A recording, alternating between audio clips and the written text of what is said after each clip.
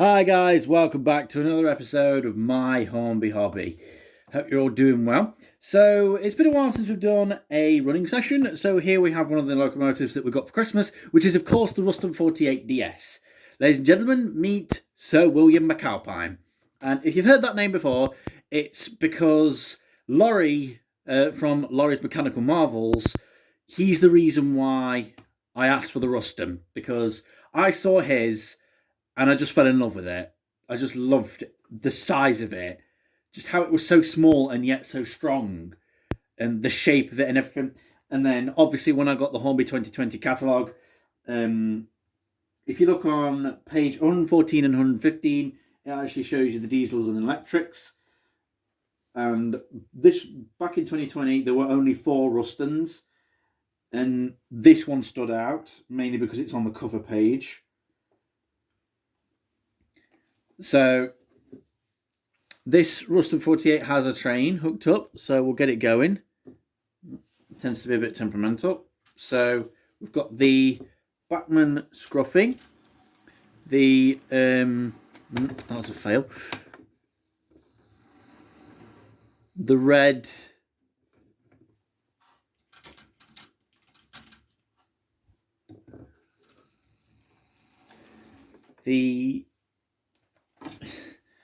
I put so much weathering powder on that I can't even see what that truck is. But I've got the 2 Backman trucks that I have in my collection. 2 vent wagons, an SO tank, and a GWR brake van. So we'll just have that going round as best we can. And I'll provide some history on the Ruston 48DS John Dewar and Sons livery. So Ruston and Hornsby, works number 458957, left Bolton Works on the 6th of July 1961. It was one of final 10 48DS locomotives built and purchased by the company, John Dewar and Sons, for use at their distillery until its closure in 1994. The locomotive was saved for preservation and is currently operating at the bridge of Dun Station on the Caledonian Railway as the Dewar Highlander, which I think is quite a nice nickname for this, the Dewar Highlander. I quite like that. Now, as I mentioned, these are shunters. That's what DS stands for. 48 because of 48 horsepower, D for diesel, S for shunter. So it's a diesel shunter. These things, though they may be small, are very, very powerful. If you go on to Sam's Trains YouTube channel, subscribe by the way, he's an excellent YouTuber and he's the reason why I got back into this hobby in the first place, so shout out to him. He actually did an experiment, how many wagons can a Ruston 48 DS pull? And he just kept adding wagons to it, and I can't remember how much it was, but it was just on a simple straight, and it handled them all without breaking a sweat. But mind you, that was on the straight. I have had a few teething problems with this one. Number one is I put too much grease on the worm drive, and it just clogged up. So never do that. But it seems to be functioning normally now. I did weather it, but I hated the weathering. It just did not look right. So I've washed it off as best I can. Luckily I didn't put any varnish on it, so that's fine. So Laurie, this is your fault.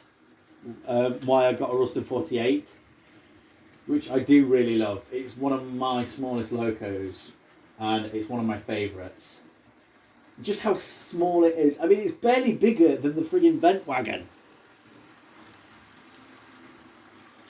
And even the Backman trucks are wider than that.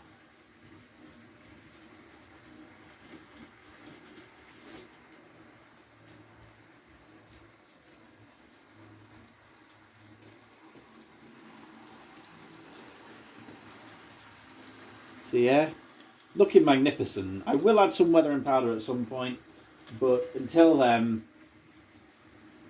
I think I'll just leave it as is.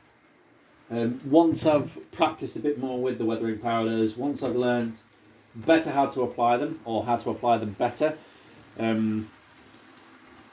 I'll do it on the Ruston. I've weathered up the 2 trucks, the first vent wagon and the SO tanker. I haven't weathered up that GW vent wagon because that came with the starter set and it's my absolute favourite vent wagon. Or box wagon, whatever you call them. And it's just looking absolutely amazing. So this will be doing a lot of shunting over the new layout once we've finished the ballasting. So I'll just bring this little thing in.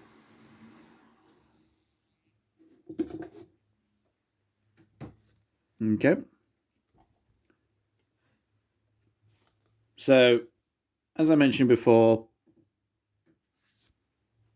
I absolutely love the Ruston 48, especially this one. I plan to get a Ruston 88, the one that works at Roundtree & Co, named Ken Cook, again, because of Laurie.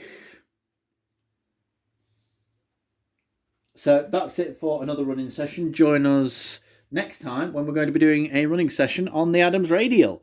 So until then, stay safe and thanks for watching.